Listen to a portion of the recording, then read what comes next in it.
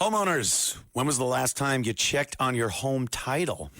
That's the legal record proving that you own your home. If your answer's never, then this is for you. Scammers, yeah, they're stealing titles and the equity in your home. That's their target. That's why I partnered with Home Title Lock, so you can find out today if you're already a victim. Use my promo code Anthony at HometitleLock.com, and you'll get a free title history report. Plus, you'll get a free trial of their $1 million triple lock protection. Listen, all you New Yorkers. Taxi! Okay, man, we're looking around. This is the 77 WABC minicast. Let's go to Scott from the great state of Virginia. What's up, Scott? Hey, Ant, banger of a show tonight, man. Thank you. I'm full of piss and vinegar, I think they call it. What's up? So, I'm a veteran. I took very personally that Thank you for your service. Thank you for your service, sir. I was a Navy SEAL, a frogman in Vietnam. Now I go to Baja, California to get off the grid. Anyway, thanks, Scott. Jesse. Might as well. Right on. No, I take it personally, and as a free speech absolutist, I felt that we had a pretty well-written, except the left has a reading problem, a pretty well-written guideline to free speech. Yeah. And I think right now they need to be squeezed, and they need to feel, because as you yourself was a very, very much on the point end of the spear of cancel culture, they wielded that like a, orangutan with a camshaft on a stick. They just wielded it with extreme violence. Now, the only way that they're going to understand this, if they cannot be made to think, they should be made to feel.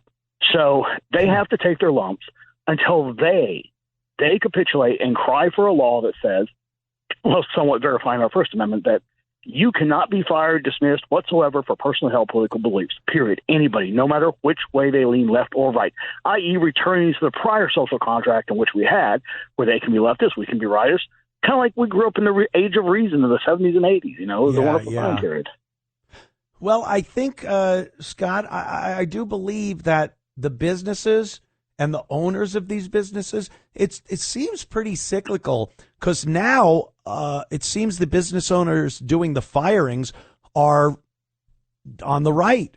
They support free speech. They supported people going out like Charlie Kirk and just talking. And they're the ones firing these disgusting leftist mental patients that aren't just voicing an opinion. Now, like I said earlier, does it merit them being fired? Something that affects your real life? I don't know, but they're on the other side of it right now. Regardless if it's right or wrong, or if it's truly an infringement on their free speech or not, they're feeling it. They are seeing what it's like to be on the other side of cancel culture. And as a person, I enjoy seeing it.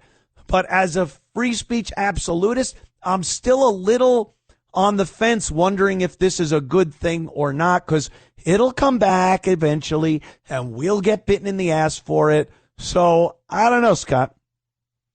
I say let's mutually agree to wrap this up and, re-enshrine that First Amendment, and you cannot be fired from your workplace for expressing an opinion of any political stripe. And we'll just go back to that's the way it is.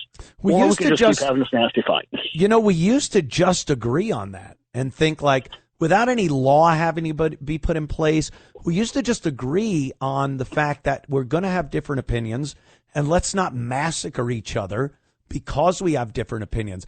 Now, we would need to put some type of legislation in place that says a company can't fire you because of your ideology. I don't like the idea that we would have to do that. I would like to be in a place where we understand. I know. I'm living in a fantasy world here, Scott. All right, my friend. Thank you for the call. I do appreciate it. We'll move on. Try to get to some other stuff here tonight. Let me take a look. Oh, fake news. Let's do a little fake news. Where's this? Now. Fake news, folks. Fake news. It's the fake news. Fake stories. News moment. I just love the way Trump says fake news and he goes fake stories. This fake news segment is J.B. Pritzker, This is your governor, your rotund governor of Illinois. Illinois is pretty much all we really hear from Illinois is Chicago. It's like New York. New York is a pretty red state, but we only hear about New York City and Hochul and Adams. But Illinois is another one of these states that a lot of people in Illinois don't like. Pritzker and their dumb Mayor Brandon Johnson in Chicago. But that doesn't stop them. Here's J.B. Pritzker. This is fake news. He's on a podcast or a news show. And he's another one of these guys that insists. Now, we all know what the truth is. He insists that Donald J. Trump is the one that is defunding the police department. Now, we have been through years of watching liberal Democrats crying to defund the police after the George Floyd debacle and even the Mike Brown nonsense and all this crap. All we heard from the Democrats was, oh, we need to defund the police. They all said it. They all joined the protesters and said it. And now that defund the police is out of fashion because the Democrats, their take now is to fake that they're about stopping crime. They're all about making the city safer because under their defund the police and getting rid of bail and all that Democrat nonsense, the cities have become war zones. Murder, rape, robbery, assaults. It is a terror to go into a major city in this country.